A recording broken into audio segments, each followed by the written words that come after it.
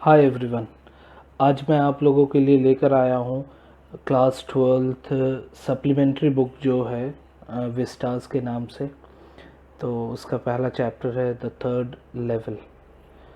तो आइए सबसे पहले देखते हैं डिफ़िकल्ट वर्ड्स और उनके मीनिंग्स को। जो फर्स्ट फ्यू पैराग्राफ्स में जो डिफ़िकल्ट वर्ड्स यूज्ड हुए हैं वो है स्टैक, जिसको हम कह सकते हैं पाइल ऑफ ऑब्जेक्ट्स, और बहुत ही नीटली अरेंज किया होता है एक के ऊपर एक। फिर टाइम टेबल, आप लोगों को मालूम है कि जो ट्रेन का डिपार्चर अराइवल होता है हर रेलवे स्टेशन या बस स्टॉप या फिर एयरपोर्ट्स वगैरह पे वो डिस्प्ले होता है। उसके बाद एक है वेकिंग ड्रीम।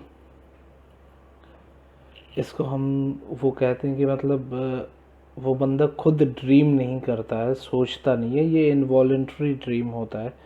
जो मतलब दिन में जो सपना हम कहते हैं ना कि दिन में वो सपने देख रहा है, that is called waking dream. और वांडर एक वर्ड यूज़ हुआ है जो मतलब वांडरिंग हम कहते हैं कि चलना या फिर इधर उधर ऐसे ही भटकना। और एक है वर्ड यूज़ हुआ है रिफ्यूजी, रिफ्यूज।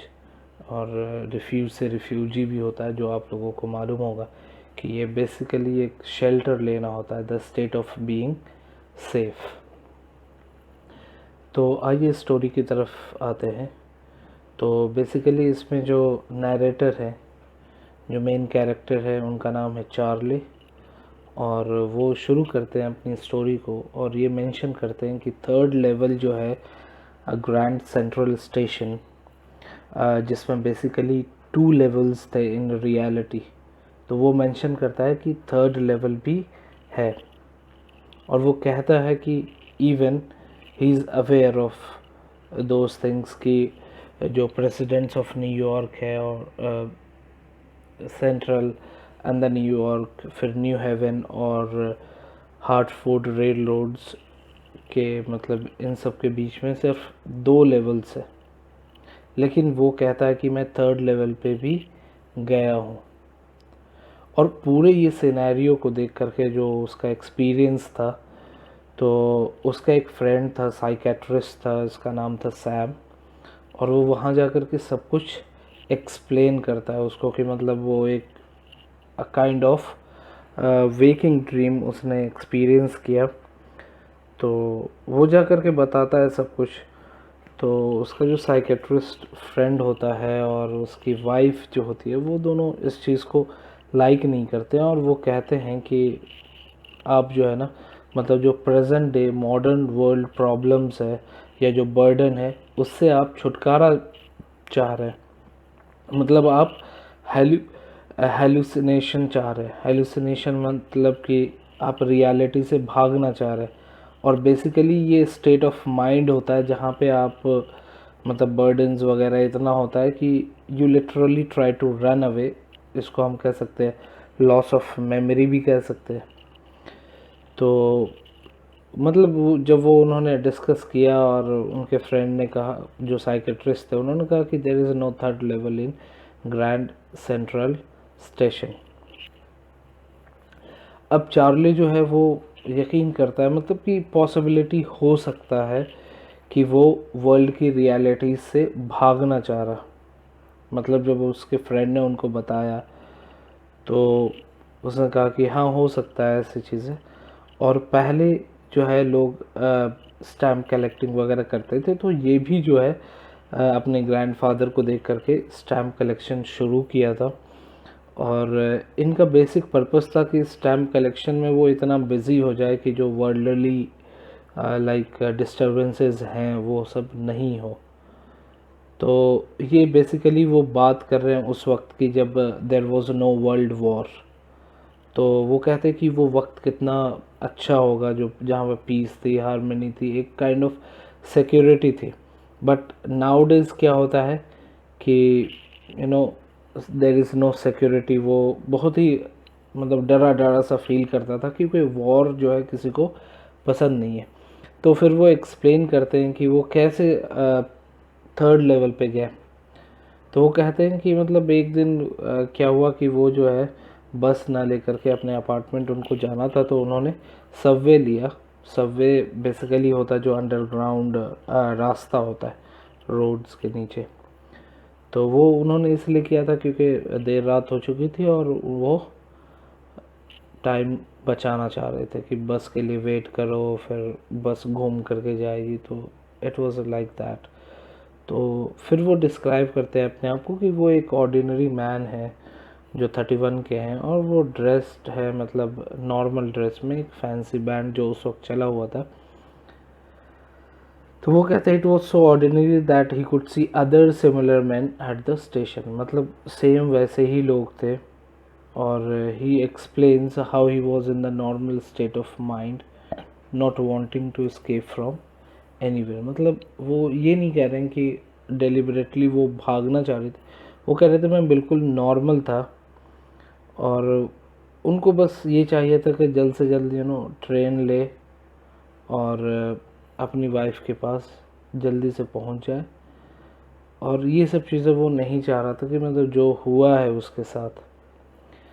तो आइए देखते हैं दूसरे पार्ट में जो डिफ़िकल्ट वर्ड्स यूज्ड हुए हैं। वो है एक सब अर्बन, जिसको हम कहते हैं रेजिडेंशियल एरिया। फिर एक वर्ड यूज्ड हुआ डक्ट, मतलब basically that is a lower the head और बॉडी क्विकली, मतलब जो डक का जो मूवमेंट होता है तो उससे ये वर्ड लिया गया है। फिर एक वर्ड यूज़ हुआ आर्क्ड, मतलब कर्व्ड, और बम्पिंग, बम्प्ड मतलब यू नॉक इनटू और यू रन इनटू समथिंग। तो फिर चार्ली क्या कहते हैं कि वो बताते हैं कि इंसिडेंट की, मतलब वो कैसे ग्रैंड सेंट्रल वो एंटर किए। और वो एंटर किए थे वैंडरबिल्ट एवेन्यू से, और उन्होंने स्टेयर्स के थ्रू फर्स्ट लेवल पे गए। और फर्स्ट लेवल पे बेसिकली जो लोग 12th सेंचुरी की ट्रेन्स बोर्ड करते थे, उसके बाद वो अनदर फ्लोर पे गए और सेकेंड लेवल पे पहुँचे जहाँ पे सब अर्बन ट्रेन्स मतलब वहाँ पे मिलते थे। फिर उसके बाद उन्होंने एक आर्च डोरवे था और वहाँ जा कर के वो खो जाते। और वो कहते हैं कि it was nothing unusual for him, मतलब उसके लिए कोई मतलब अनयूजुअल नहीं था, कि ये अक्सर होता था और उनको मालूम था कि वो 1000 टाइम्स आएंगे स्टेशन पे, 1000 टाइम्स खो जाएंगे, बट लाइक वो कितना भी नया कॉरिडोर और डोरवेज हो वो एक मतलब वो निकल आएंगे। अब क्या हुआ कि वो एक बार और उनसे ये हुआ था कि एक बार वो रॉन्ग लॉबी में घुसे थे और कहाँ पहुँचे थे, रूजवेल्ट होटल में। और एक टाइम और वो मतलब जो है ऑफिस बिल्डिंग में गए थे जो 3 ब्लॉक्स अवे था। तो he wondered that Grand Central was expanding at a very fast rate just like a tree and with its roots. अब उनको लग रहा था कि बहुत ज़्यादा ये फैल रहा है अपने वक्त के साथ। तो it was not a big deal that they even have a secret tunnel under the city to the Times Square। तो वो जिस तरह से चीज़ों को देख रहे थे तो उनको लगा हो सकता है कि कोई सीक्रेट टनल होगा जहाँ ये आ गए टाइम्स स्क्वायर या सेंट्रल पार्क जाने के लिए। और वो चाह रहे थे कि जो ग्रैंड सेंट्रल का जो एग्ज़िट प्लेस है उस पर ज़्यादा लोग थे, तो हो सकता है इन्होंने एक अलग सा टनल बनाया है कि ताकि वो से निकल सके। फिर क्या हुआ कि उनको जब उन्होंने अपने साइकेट्रिस्ट फ्रेंड को बताया तो उन्होंने कहा कि एक्चुअली वो एग्ज़िट नहीं था, actually that was the exit from the real world. मतलब आप उस टनल में जा करके अपने आप को रियलिटी से बचाना चाह रहे हैं, ठीक है। तो फिर क्या होता है कि जो वो अनयूजुअल कॉरिडोर होता है और वो इधर उधर जो है स्लांटिंग डाउनवर्ड और इधर उधर मतलब बहुत ही अनइवन तरीके से मतलब रास्ता मिलता जाता है और वो चलता जाता है और वो फील करता है कि उस रास्ते में कोई नहीं है और he could hear the voice of his feet echoed. और फिर उन्होंने फाइनली देखा कि एकदम से लोगों की आवाज़ आने लगी और लोग बात करने लगे। तो फिर जब उन्होंने अपने लेफ़्ट पे लिया और स्टेयर्स पे वॉक करना शुरू किया तो उन्होंने 3rd लेवल पे पहुंचा ग्रैंड सेंट्रल के। और उन्होंने ये सोचा कि हो सकता है वो वापस सेकेंड लेवल पे आ गए, लेकिन जब उन्होंने नोटिस किया कि रूम्स वगैरह छोटे थे, टिकट विंडोज़ जो है वो कम थे और ट्रेन गेट्स भी छोटा था, और जो इन्फॉर्मेशन बूथ होता है जो रेलवे स्टेशन पे, वो वुड का था और पुराना लग रहा था, और जो मतलब बूथ के अंदर बैठा हुआ था वो भी थोड़ा सा मतलब डिफरेंट ड्रेसिंग अप उनका था। अब जो वर्ड्स यूज़ हुए हैं डिफ़िकल्ट वर्ड्स, एक वर्ड है स्पिटोन्स, जिसको हम कहते हैं कि मेटालिक जो बॉडी होता है जिसमें आप स्पिट कर सकते हैं, बेसिकली रेलवे स्टेशंस वगैरह पे होता है, a kind of dustbin. Waste होता है जो एक गारमेंट आप शर्ट वगैरह के अंदर पहनते हैं, कॉटन वेस्ट जो हमारे लोकल लैंग्वेज में कहते हैं, या बनियान आप कह सकते हैं। फिर एक है snapped, break suddenly and completely. Locomotive हम रेलवे इंजन्स के लिए यूज़ करते हैं। और जो वर्ड है, एक वर्ड और यूज़ हुआ है क्लर्क, इसको हम कहते हैं एडमिनिस्ट्रेटर, मतलब बेसिकली जो टिकट वगैरह की बुकिंग करते हैं वो एडमिनिस्ट्रेटर ही होते हैं। और एक वर्ड यूज़ हुआ फसिंग, मतलब कि आप अननेसेसरी कंसर्न जो होता है ना वो आप शो करते हैं। तो ये रहे हैं डिफ़िकल्ट वर्ड्स। अब आते हैं, कंटिन्यू करते हैं स्टोरी की तरफ। तो चार्ली कुड सी, मतलब वो देखा कि जो जो स्पिटून्स वगैरह थे वो ब्रास के थे, मतलब वो बहुत पहले यूज़ होते थे। और सडनली जो है उनकी आंखों में देखा कि मतलब लोग मतलब अजीब तरह के ड्रेस पहने हुए थे, और उससे साफ डिपिक्ट हो रहा था कि ये सारे ओल्ड फैशन लोग हैं। और उन्होंने देखा कि एकदम से सब लोग उनको देख रहे हैं क्योंकि वो 19th सेंचुरी की ड्रेस पहने हुए थे। तो ये जो चार्ले बात कर रहे हैं ये तब की है जब there was no world war. तो उस वक्त का जो बियर्ड और फैंसी मॉस्टेचेस का जो फैशन चल रहा था वो दैट वाज डिफरेंट। और जो लोकोमोटिव्स वगैरह थे वो एक कंपनी थी कुरियर एंड ईव्स, उसके बने हुए थे। तो इनको थोड़ा सा शक हुआ कि यार मैं कहाँ आ गया, मतलब have I gone back to the previous years. तो उन्होंने देखा कि एक न्यूज़पेपर बॉय है जो न्यूज़पेपर सेल कर रहा है, तो वो उन्होंने पीप पीप करके देखना चाहा कि डेट क्या है। तो सरप्राइजिंगली उनको जो फ्रंट पेज पे डेट दिखा वो जून 11 1894 का था।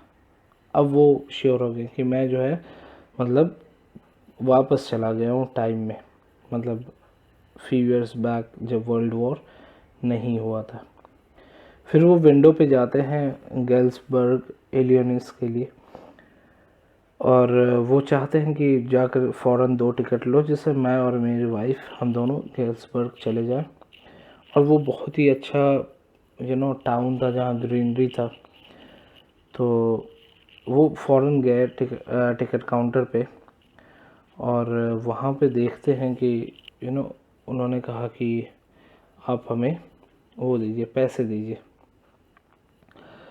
तो इन्होंने पैसा निकाल करके दिया। तो उन्होंने कहा देखिए ये इतना जो है इनफ नहीं है, और यू नीड मोर मनी। और जो पैसे आपके पास थे that is not legal tender, मतलब पहले जो पैसे चलते थे वो इनके पास थे नहीं। तो इन्होंने कहा, मतलब वो जो है क्लर्क, उन्होंने कहा कि आप स्मार्ट बनने की कोशिश ना करें, कि आप हमें मतलब ऐसे ही पुराने, मतलब एक ऐसा नोट या करेंसी आप हमें दें जो यूज़ नहीं हो रहा है, तो आप बचेंगे नहीं, आप जेल में होंगे। बस यही डर से इन्होंने क्या किया कि भाग आए। बहुत ही लाइक डर हो गया था इनको, तो वो एकदम से भाग आए बाहर। और फिर नेक्स्ट डे इनके पास जितने भी पैसे थे, जितनी भी सेविंग्स इन्होंने कर रखी थी, सबको विड्रॉ किया, और वो एक करेंसी एक्सचेंज जहाँ पे होता था, ओल्ड मनी जहाँ पे मिलता, तो वहाँ गए और वहाँ पे एक्स्ट्रा पेमेंट करके इन्होंने अपने सारे करेंसी को ओल्ड करेंसी में कन्वर्ट किया। उसके बाद वो चाहते थे कि वापस दोबारा जाए, लेकिन वो जा नहीं पाए। उन्होंने बहुत कोशिश किया लेकिन वो जा नहीं पाए। फिर उनकी वाइफ जो थी मतलब वो काफ़ी वरीड थी और उनको लग रहा था कि मतलब ये जो है ना he has lost his mind. तो कुछ दिनों के बाद जो है इन्होंने क्या किया, चार्ली ने अपना वापस जो है स्टैम्प कलेक्शन में लग गया ताकि जो उनका माइंड उधर डिस्ट्रैक्ट हुआ था वो वापस आ जाए। उसके बाद इनको कुछ दिन में पता चलता कि जो इनका जो फ्रेंड था सैम, जो साइकेट्रिस्ट थे, वो डिसअपियर हो गए, वो मिल ही नहीं रहे थे। तो चार्ली को शक तो हो गया था कि हो सकता है कि ये मतलब वापस 1894 में चले गए। मतलब मुझे तो मना कर रहे थे, मुझे तो ये कह रहे थे कि ये सब बेकार की बात है, लेकिन हो सकता है वो खुद ही ढूंढने चले गए। तो एक दिन क्या होता है कि इनके पास जो है ना फर्स्ट डे कवर आता है स्टैम्प का, जो स्टैम्प कलेक्शन करते हैं। तो उन्होंने इनको एक लेटर मिलता है और किसी ने उनको लेटर मेल किया था जब इनके फादर मतलब गेल्सबर्ग में थे, और उस एड्रेस पे जो है एनवेलप पे वो एड्रेस था गेल्सबर्ग का, और जो पोस्टमार्क उस पर शो किया गया था वो जुलाई 1894 का था, और उस पर स्टैम्प पे जो पिक्चर था वो प्रेसिडेंट गैरफाइल्ड का था जो उस वक्त के थे। तो उनके ग्रैंडफादर ने उस वक्त वो कलेक्शन रखा था और चार्ली ने उसको डिस्कवर किया। तो जब उन्होंने वो पेपर को निकाला वो उस एनवेलप के अंदर से, तो उसमें एक लेटर मिला जो 18 जुलाई 1894 डेटेड था, and it was from Galesburg Illinois, जहाँ पे ये चार्ले जाना चाहते थे। तो ये लेटर जो है वो चार्ले के नाम पे था, और इसमें लिखा हुआ था कि जो है थर्ड लेवल मतलब एक्चुअली एग्जिस्ट, ठीक है। और ये लेटर लिखा किसने था? ये लेटर लिखा था उनके फ्रेंड ने। कौन था? जो साइकेट्रिस्ट फ्रेंड था। उन्होंने ये लिखा कि मतलब पहले I was not believing you, लेकिन चार्ले जो तुम कहते थे कि थर्ड लेवल है वो actually exist, because I am right now in third level, and I would suggest you that you should like keep searching, keep looking till you find the third level, it's worth it, believe me। मतलब कि total इसका आप ये देखेंगे, क्योंकि वो भागना चाह रहे थे, इसलिए भागना चाह रहे थे क्योंकि जो अभी का जो वर्ल्ड था वो it was full of world war, और ये इनसिक्योरिटी फील कर रहे थे। तो ही वो wanted to go back like in 1894 where there was no world war. तो उनके फ्रेंड जो हैं साइकेट्रिस्ट वो भी बता रहे थे कि it's so fun here, people are enjoying and we are secure, we don't feel insecurity and all that. तो इसी के साथ जो है उन्होंने ये देखा कि जो ये लेटर था वो सैम ने साइन किया था, तो उनको पता चल गया। तो और फिर क्या हुआ कि फिर उनको याद आया कि सैम भी जो है पुराने करेंसी को वो एक्सचेंज करते थे। तो अब उनको लगा कि उन्होंने जो भी पुरानी करेंसी को एक्सचेंज किया उन्होंने इन सब चीज़ों के लिए यूटिलाइज़ कर लिया, मतलब वापस वो इलिनॉइस चले गए। और इसी तरह स्टोरी जो है मतलब एक मिस्टीरियस नोट पे ख़त्म होता है। मतलब कि चार्ली जो है वो वंडर करता है कि वाकई सैम जो है एक साइकेट्रिस्ट था, क्योंकि वो मुझे कुछ बोला और वो खुद इस चीज़ को ढूंढ रहा था। तो ये स्टोरी यहीं पे ख़त्म होता है। अगर आप लोगों को कोई डाउट है तो आप मुझे कमेंट करके बताएं, और ज़्यादा से ज़्यादा मेरे वीडियो को लाइक करें, शेयर करें, और अगर आपने अभी तक सब्सक्राइब नहीं किया है तो सब्सक्राइब करें। आगे और भी एक मतलब सारे लेसन्स का एक एक करके मैं वीडियोज़ आप लोगों के लिए लाता रहूँगा। Thank you.